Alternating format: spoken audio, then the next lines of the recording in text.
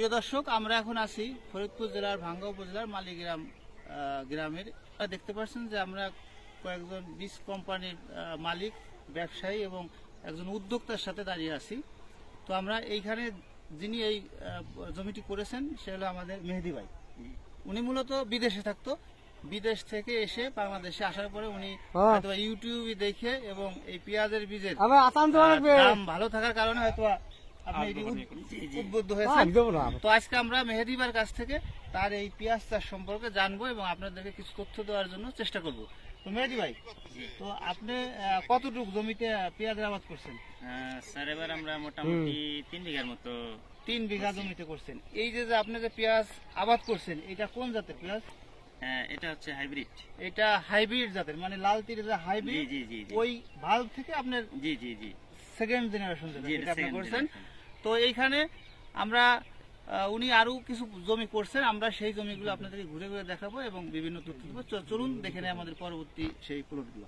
তো দর্শক, আপনারা দেখতে পাচ্ছেন যে আমরা আরেকটি জমিতে দাঁড়িয়ে আছি। মেহেদি ভাই একটা জমিতে দাঁড়িয়ে আছি। তা মেহেদি ভাইকে আমি কিছু দর্শকদের জানানোর জন্য কিছু প্রশ্ন করবো। সেটা হচ্ছে যে আপনি এই জমিতে কদম লাগানোর পরে সেচ দিয়েছেন কয়টা?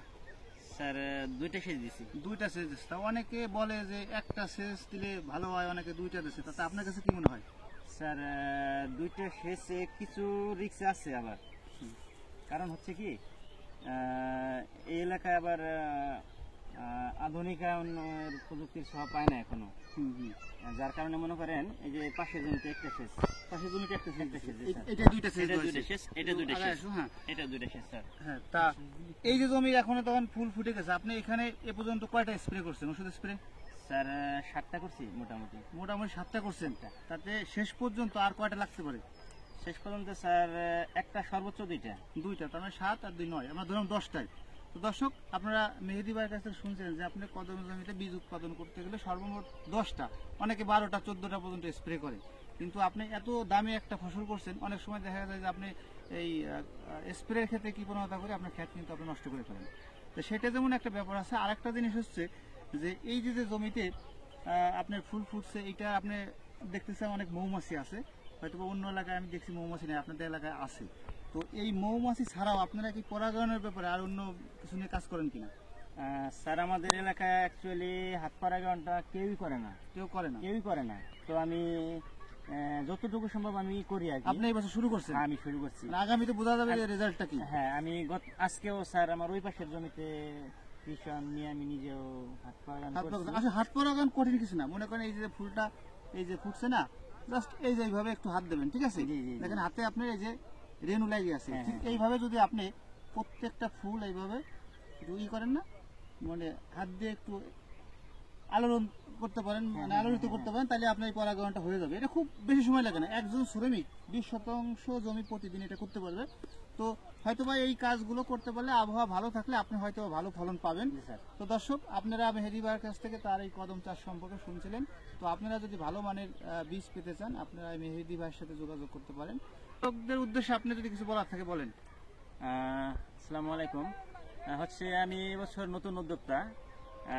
সত্যি কথা বলতে কি, কৃষির প্রতি আমার মানে এতটাই ভালোবাসা যেটা বোঝায় বলা যাবে না। হ্যাঁ, কৃষি সেক্টরে আমি খুব ভালোবাসি। এর আগে আমি ব্যবসা করতাম, ব্যবসায় একটু সমস্যার কারণে দেশের বাইরে গেছিলাম। আসার পর থেকে আমি এখানে স্যার এই পেঁয়াজ চাষে আমি শুরু করলাম। তো মোটামুটি ইনশাল্লাহ এখন পর্যন্ত ভালোই আছে। তো সমস্যাটা হচ্ছে এবছরের দামটা কেমন হয় এটা নিয়ে অ্যাকচুয়ালি একটু চিন্তার বিষয়। গত বছর তো দাম ভালো ছিল। গত বছর অনেক ভালো ছিল দাম, ওইটা দেখেই একটু বেশি উদ্বুদ্ধ হয়েছিলাম। এবছর পেঁয়াজের যে অবস্থা, তো তাতে একটু চিন্তার বিষয় আর কি। মানে দাম এমনি পেঁয়াজের দাম কম, আগামী বছর চাষ কমে গেলে বীজের দাম কম হতে পারে। তারপরে তো আপনি উৎপাদন ভালো হলে তো দাম কমে। হ্যাঁ, দাম কমুক, কৃষক ভালো জিনিস পাক, এই ব্যাপারে কিছু বলেন। সেটা তো অবশ্যই। আমি চাই দেশের সকল কৃষক ভালো থাকুক, তারা ন্যায্য মূল্য পাক। তার অন্তত এই বিষয়টাও খেয়াল রাখুক যাতে কৃষক বেঁচে থাকতে পারে, তাদের ন্যায্য মূল্যটা পেতে পারে। আর আমরা চেষ্টা করি সর্বোচ্চ মানের ক্রস না হয়, ভালো মানের বাল্ব থেকে বীজ উৎপাদন করার জন্য।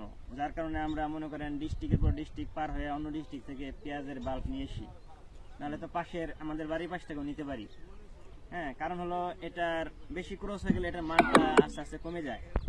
হ্যাঁ, এবার আমি রাজবাড়ী থেকে কৃষি অফিসারের মাধ্যমে তার ইনফরমেশনের মাধ্যমে আমি রাজবাড়ী থেকে এই বাল্বগুলা ইয়া করছি। দর্শক, আপনারা মেহেদি ভাইয়ের কাছ থেকে তার এই কদম চাষ সম্পর্কে শুনছিলেন। আসলে পেঁয়াজের দাম যদি ভালো থাকে তাহলে মানুষ পেঁয়াজ চাষে আগ্রহী হয়। সেক্ষেত্রে পেঁয়াজের আবাদ বৃদ্ধি পেলে বীজের দামও বাড়ে। তো সেক্ষেত্রে আমরা যদি বিদেশ থেকে পেঁয়াজ আমদানি না করি, আমাদের দেশের যারা কৃষক আছে তারা যদি পেঁয়াজের দামটা ভালো পায় এবং পেঁয়াজ উৎপাদন যদি ভালো হয় তাহলে কৃষক লাভবান হবে। এবং যারা বীজ উৎপাদনকারী এবং এই বীজ উৎপাদনকারীর পাশাপাশি যারা বীজ ব্যবসা করতেছে তারা ভালো বীজ সরবরাহ করতে পারবে এবং তারা লাভবান হতে পারবে এবং সর্বোপরি দেশের কৃষি সেক্টর লাভবান হতে পারবে। এই আশা রেখে আজকের মধ্যে এখানে শেষ করছি। ধন্যবাদ।